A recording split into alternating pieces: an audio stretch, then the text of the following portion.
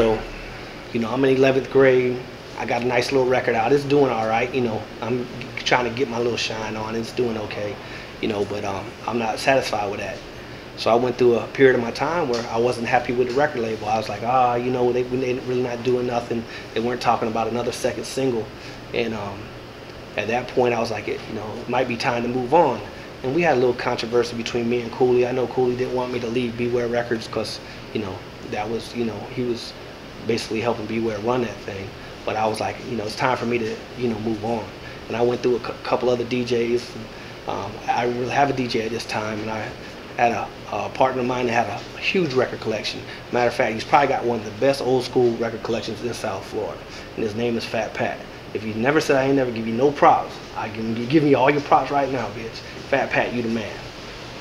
But Fat Pat, I said, hey, Pat, you know, I need a DJ. He said, man, I got a DJ for you. I said, who? He said, trust me. He took me over there and he took me to this dude named Juan's house. Well, Juan's better known as DJ Wiz. And Wiz had a nice little setup at the house. He had his 1,200 turntables, drum machine doing his thing.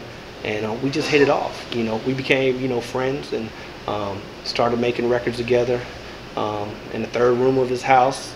And ever since then, we just, you know, we started a group, started Andy and DJ Wiz. Made our first record, Boom, I Got Your Girlfriend. And from there, the thing just kind of took off. You know, still on the independent label side until Atlantic picked us up. But that's a whole nother story. But I interrupted Danny with it's Boom, I Got Your Girlfriend. Let's go into that, like about the whole concept, because that's like one of the really first big commercial bass records, like just as far, not just the beat, but the concept of the whole thing, you know what I mean? You know? So me and DJ Wiz, you know, we're working together, we're coming up with songs, he's coming up with beats. And one day I had another partner of mine named Dennis. We were riding down 95, and there was this girl riding next to us, and we see her and we talking to the girl, waving at her, we trying to get her attention, to get her phone number. All of a sudden we see a dude that was laying down in the chair next to her in the car, gets up and he sees her flirting with us, he smacks her. So me and my partner saying, ooh, we got your girlfriend. We started chanting that going down 95. So I said, ooh, I said, there it is right there, we're gonna have to make that a record. So I came back, got with Wiz. We sampled up some things in the SP1200. I took it back to my house, was working with the beat, you know, that we came up with, made the hook, laid it, and went to the studio. At the time, I was going to the Art Institute of Fort Lauderdale, and we had a little studio in there that they would let us come in there and record stuff. So I recorded the demo of Boom, I Got Your Girlfriend at the Art Institute. Wiz came down, brought his drum machine, and we laid the basic demo down right there. Took the demo around. I had to go to every record. I thought I went to every record label there was in Miami. Everyone probably but Luke's. I don't know why I ain't go to Luke. Should have went and hollered at Luke. It's me and Luke cool right now. You know, me and Luke, we've been cool for a while. But I ain't know Luke back then. I went to Foresight Records. They kind of laughed at me and was like, white boy, I don't know. I don't think this gonna work. I went to Vision Records, who had Beatmaster Clay D and Prince Raheem. They were like, this not no hit. This not no hit. You know, but there was a dude named David Williams had a record label out of California called Heatwave Records, and they used to distribute a lot of Beware records. So he knew me from my first record because he was a distributor of Beware records from back in the day. So I sent him the record. He said, "Man, this is a smash hit." I said, "For real? You think it's a smash hit?" He said, "Yeah." He said, "Oh, well, let's go in the studio. Are you signed with anybody?" I said, "Nah." He said, "Well, let's get this paperwork together. Let's go in the studio and do it."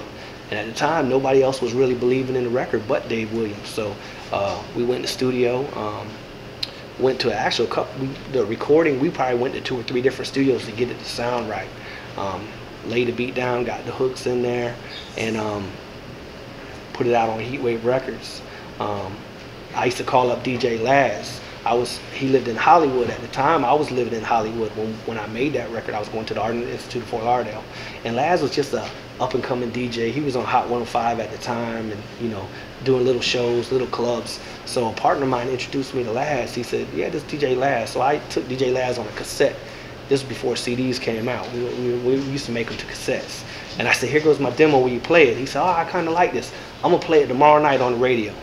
So I go tomorrow night, I'm listening on the radio, he don't play my record. I'm like, oh man, he done lied to me.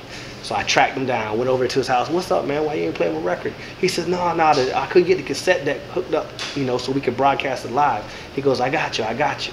So the next night came on and he played the record, and I was like, wow. And the record just took off. It started getting crazy requests, and you know, it just went up the charts like that. Started out on one radio station, which was Power 96. Then I remember going to EDR and Hot 105. I remember, matter of fact, I remember there was a time when that record used to play on all 3 radio stations at the same time. And that was how I kind of met Laz. Just kind of nudged him, hey, man, play my record. And I ain't have to pay that man or nothing. I know these days, hey, you got to pay some of these DJs. We're not knocking the DJ hustle now, but, you know, hey, Laz did me right.